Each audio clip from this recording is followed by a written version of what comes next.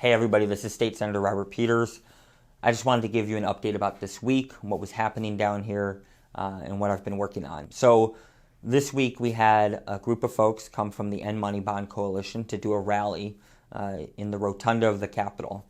They did this rally to talk about pretrial fairness, and that means a lot of things. It means ending money bond, reforming our pretrial system and services, and sort of moving away from incarcerating people simply because they're poor, but actually allowing people to go back into their life. One of the key components of this is the fact that when you're poor, you may not be able to keep your home, keep your kids, be able to keep going to school or your job. You may struggle with the services you need. And what we currently have as a system is that you can get stuck in jail.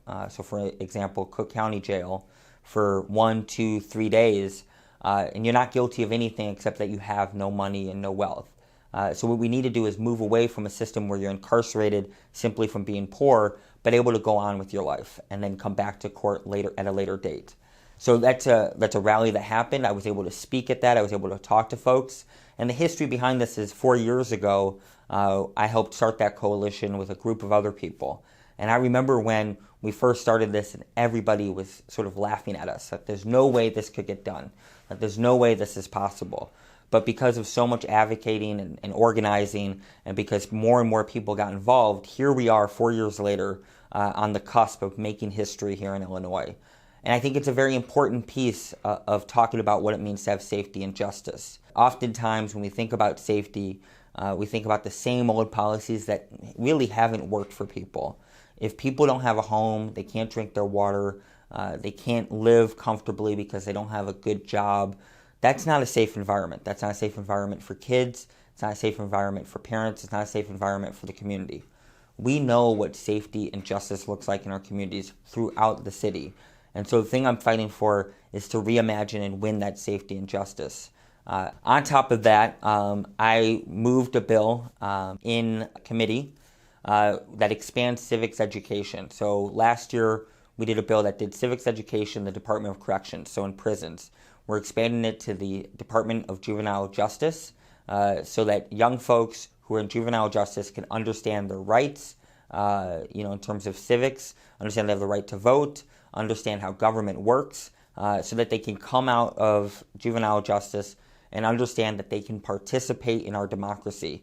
I think it's important to remember that someone who's incarcerated, whether they're younger or older, is still a human, and that they deserve rights and they deserve to be able to speak about their conditions and their life. So I was able to move that bill. Hopefully we can get that done. We did this last year for folks who are adults. Now it's for juveniles, and we can expand on that. Lastly, I'm planning to start moving a bill that starts talking about mental health. Specifically, when someone's going through a traumatic experience, when they call 911 or they call somebody for a wellness check, you get a police officer, maybe you can get firefighter, maybe you get ambulatory. I think it's very important that people can get the mental health services they need, especially when they're going through a wellness check or a traumatic event or an experience, because they need a trained person to talk to them about their experience, their pain, and what they're going through. We ask folks, our police, to do way too much. The thing is, let's reduce the burden on the police, reduce the burden on people going through trauma, let's reduce the burden on people in the community, and let's get them the services and resources they deserve. That is utterly important. So this week was an exciting week. I'm going to continue to fight, to win that real safety and justice in our communities. And if you have any questions, if you need anything, you can always reach out to my office. You can always call us. I'm always down to meet in my office or get coffee or go to an event. I want to be as present as possible. This is my full-time job. I see this as a responsibility to be connected and rooted to people and to fight for the things that we need, and even to fight for people we may not know. Thank you.